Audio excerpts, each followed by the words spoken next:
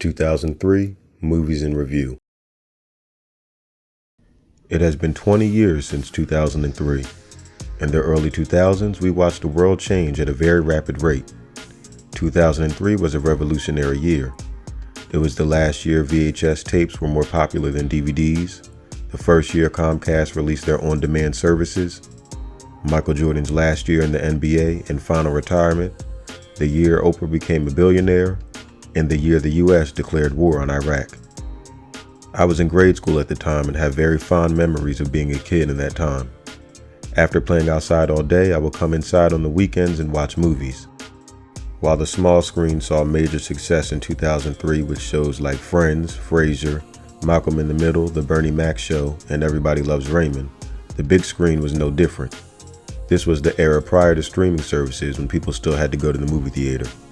The average ticket price was around $6, and the film industry saw its second film gross over $1 billion. According to IMDb, the highest grossing films of 2003 were The Lord of the Rings, Finding Nemo, The Pirates of the Caribbean, The Matrix Reloaded, Bruce Almighty, X2, Elf, Terminator 3, The Matrix Revolutions, and Cheaper by the Dozen. The list may vary slightly depending on the website. While I enjoyed some of these films on the list, 2003 offered so many more great films that I wanted to cover. Although the highest grossing films are documented as the most successful, it doesn't mean they're always the most remembered or discussed. Living through a time period can be very different than looking at stats. It also depends on where you were in life in 2003. Being that I was in grade school, somebody my age may have a different experience than somebody in older demographics. Kids may have been more excited about Jack Black's School of Rock, while adults were more excited about Quentin Tarantino's Kill Bill. This could give the illusion that the most successful film at the time was the one you heard everybody talking about wherever you were. Furthermore, some motion pictures were more popular at the box office, while others gained more popularity in home video releases and rentals and television airings. During the days of basic cable, people had approximately 40 to 60 channels. 2003 was around the time most viewers started to get premium cable. This gave the viewer access to hundreds of channels and a variety of movies. These channels included HBO, Showtime, TBS, TNT, ABC Family, BET, Starz, Cinemax, and Spike TV. Here are some more great films from 2003. Some were underpromoted, underrated, unnoticed, or simply underappreciated. Scary Movie 3. Scary Movie 3 hit theaters in October of 2003. It was my favorite of the franchise, which is an unpopular opinion. Although Scary Movie 3 did go to number 1 at the box office, it is often forgotten about when it's compared to the other films within the franchise. The first two films from the series were directed, written, and developed by Keenen Ivory Wayans, Shawn Wayans, and Marlon Wayans. The first film was released in the summer of 2000 and parodied numerous 90s slasher and horror films. In true Wayans fashion, the brothers decided to take several scenes from different movies, parody them, and compile them into a larger film to fit into a storyline. The Scary Movie franchise would go on to produce 5 films total, and each film would follow the trend laid out in the first film. The first Scary Movie starred Anna Faris, John Abrahams, Shannon Elizabeth, Regina Hall, Shawn Wayans, Lachlan Monroe, and Marlon Wayans. The cast played a group of teenagers who accidentally killed a man in a car accident and covered it up. The plot parodied I Know What You Did Last Summer and Scream, as well as The Sixth Sense, The Blair Witch Project, The Matrix, Friday the 13th, and Buffy the Vampire Slayer. The Wayans would have no involvement in the third film, which turned some viewers off. However, Hall and Faris would reprise their roles as Cindy Campbell and Brenda Meeks in the movie. The plot mainly spoofed the 2002 film The Ring. Other films that were spoofed were 8 Mile, The Matrix Reloaded, and Signs. Joining the cast in the third Scary Movie was Charlie Sheen, Simon Rex, Queen Latifah, Eddie Griffin, Anthony Anderson, and Kevin Hart. The film had several minor roles and cameos by celebrities. Latifah and Hall arguably had the best comedic moments within the film, although some of Latifah's scenes were cut out of the movie. To be able to effectively spoof films while creating intriguing storylines is one of the reasons why this franchise is loved by many. Malibu's Most Wanted. Malibu's Most Wanted was released in the spring of 2003. It is a comedy film that starred Jamie Kennedy, who also wrote the script. Regina Hall and Anthony Anderson also co-star in this film alongside Taye Diggs, Blair Underwood, Damian Dante Wayans, and Ryan O'Neal. In the film, Jewish Senator Bill Gluckman is running for governor of California. His son Brad, who uses the moniker B-Rad, is seen as a problem child and detrimental to his father's political image. Senator Gluckman pays actors to abduct his son and scare him straight after years of him pretending to be a thug. Despite being raised in the affluent city of Malibu, Brad aspires to be a gangster rapper. Along the way, they encounter real gang members and things take a dangerous turn. It's a silly film, nonetheless it has many funny moments and brings back nostalgic memories for those who watched the film when it was new. National Security. National Security was released in the first quarter of the year. When I first saw this movie, it came on cable. We had Comcast in 2003. Not long after, Comcast put National Security on their video-on-demand service. Most movies were free on the service then, but viewers had limited amount of days to watch the programs before they expired. It was one of the first services that allowed you to watch films on your schedule with the ability to fast forward, pause, and rewind. Prior to that, people used VCRs to record programs onto tapes or watch pay-per-view movies when they aired. Every day I would come home from school and watch this film before the movie expired. At the time, you didn't know when you'd be able to see it again.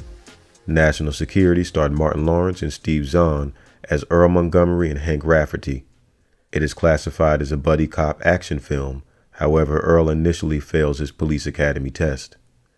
He later has a run-in with the LAPD, played by Zahn. After having an allergic reaction to a bee sting, Earl lies and says that Hank beat him severely. Hank is then kicked off of the police force and sentenced to 6 months in jail. They both end up working for the same security company.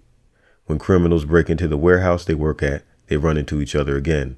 They go on a pursuit to bust a smuggling operation, but bump heads on the adventure. This is definitely one of the funniest films of the year. Love Don't Cost a Thing.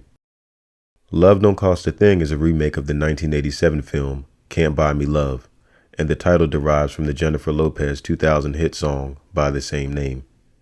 It is a teen comedy starring Nick Cannon and Christina Milian. The supporting cast members include Steve Harvey, Kenan Thompson, Vanessa Bell Calloway, and Kal Penn, just to name a few. The plot follows Alvin Johnson, a high school geek who is skilled in car repair. When the most popular girl in school, Paris Morgan, crashes her mother's car, Alvin offers to fix the vehicle if she pretends to date him for 2 weeks. Paris agrees and gives him a makeover. This leads Alvin to leave his nerdy friends behind and start hanging with the popular crowd. Alvin becomes very egotistical and the entire plan blows up in his face. Love Don't Cost a Thing is a great message for teens who feel the need to fit in. The central theme is the grass isn't always greener. Honey. Honey Daniels, played by Jessica Alba, has dreams of becoming a hip-hop choreographer. Honey works multiple jobs in New York City and is beloved by the younger kids in her neighborhood. When she pursues a career in the industry, she is forced to leave her old neighborhood behind. Things have a negative turn when she refuses to date a music producer and she is blackballed from the industry, leaving her and the children from her community disappointed. Honey was a part of a long list of dance films that came out in the 2000s. The film is based on the life of famous choreographer Lori Ann Gibson, who choreographed the film and serves as the antagonist. Although the film was not received well by critics, it was exciting to kid and teen audiences who wanted to see other young stars on TV. Freaky Friday. Freaky Friday is a fantasy comedy film starring Lindsay Lohan and Jamie Lee Curtis. Back when people used to trade tapes, my cousin had this movie on VHS and I instantly fell in love with it. Freaky Friday is based on the 1972 novel of the same name. It was the third time Disney turned this book into a movie. This story follows a mother and daughter who can't get along. A Chinese restaurant owner gives them a mysterious fortune cookie that causes them to switch bodies. The film garnered Curtis a Golden Globe nomination for Best Actress in a Musical or Comedy. This film aged well and is a great watch for the family. The Cat in the Hat. Every kid has read Dr. Seuss's The Cat in the Hat, so when this film was turned into a movie, it was pretty neat to see it come to life. The film stars Mike Myers as the Cat in the Hat, along with Alec Baldwin, Kelly Preston, Dakota Fanning, Spencer Breslin, Amy Hill, and Sean Hayes. The story follows Conrad and Sally, who are being raised by their overworked single mother Joan. Joan works for a neat freak boss who requires Joan to throw company parties at her home, but threatens to fire her if her home is dirty again. When their mother goes to work and the babysitter falls asleep, the Cat in the Hat appears to bring mischievous fun. They trash the home and break all the rules against their mother's orders. Although it was extremely successful at the time, the film is no longer mentioned or played as much as it once was. This may be due to the success of How the Grinch Stole Christmas, which was released a few years prior. The Grinch is also an adaptation of a Dr. Seuss book, and is usually the film people discuss the most. Biker Boyz. Biker Boyz is a sports action drama film about motorcycle drag racers. The film frequently aired on BET in the early 2000s, but hasn't been seen much since. Biker Boyz is based on real-life scenarios covered by the Los Angeles Times in 2000. The film stars a large cast including Lawrence Fishburne, Derek Luke, Diamond Hunsu, Orlando Jones, and Kid Rock, with Lisa Bonet and Vanessa Bell Calloway in supporting roles. Smoke is an undefeated champion of the underground drag racing world. Kid is an up-and-coming racer. After his father dies in an accident, he works on his skills as a motorcycle drag racer and becomes a good rider, forming a gang called the Biker Boyz. Throughout their journey, the Biker Boyz rival many biker gangs, including coming head-to-head with Smoke.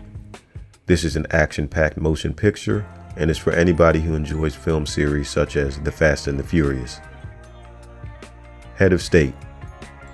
Head of State is a political comedy film starring Chris Rock and co-starring Bernie Mac. Rock also directed, wrote, and produced the film. Head of State follows Mace Gilliam, an alderman who is selected to be the 2004 Democratic Party candidate. The film pokes fun at what it would be like to have an African-American president, which at the time had not been done yet. Head of State is one of the first DVDs I got, and if you enjoy satire comedy, this is the film for you. Deliver Us from Eva. Deliver Us from Eva is a romantic comedy that was released in theaters in February 2003. The title is based on the Bible scripture Matthew 6:13, and lead us not into temptation, but deliver us from evil. The principal cast members include LL Cool J, Gabrielle Union, Essence Atkins, Megan Good, Robin Lee, Dwayne Martin, Mel Jackson, and Dartayan Edmonds. After the Dandridge sisters' parents died when they were young, their domineering and overbearing eldest sister, Eva, became the family matriarch. Her sisters' husbands each grow tired of their sister-in-law interfering in their relationships.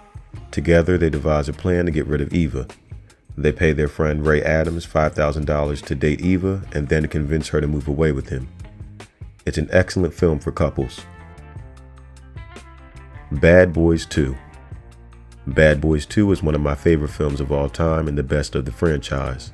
When I first saw this film, it was airing on TBS or TNT. In grade school, I had a 9:30 bedtime. I can remember sitting on the floor and it being 9:22 and hoping that this film would come back on in time for me to see the next scene. For some reason, they cut the commercial in the middle of the action-packed car chase scene on the highway. Bad Boys is a buddy cop action film series. The film was extremely successful in the box office despite negative reviews from critics. It was the 11th highest grossing film of 2003 according to IMDb. However, on some lists, it reached the top 10. Bad Boys 2 follows detectives Mike Lowry and Marcus Burnett, played by Will Smith and Martin Lawrence. The film picks up 8 years after the original Bad Boys film and shows what's going on in their lives today. Mike and Marcus investigate and battle a drug kingpin in Miami, Florida, who has been smuggling drugs from Cuba. Although the critic scores were extremely low, with one critic calling it the worst film of 2003, the audience scores were contrastingly high with a 78% approval rating. This concludes my 2003 film review. I hope you enjoyed this trip down memory lane and watch one of the films I listed. Make sure to subscribe and like this video. Thank you for watching.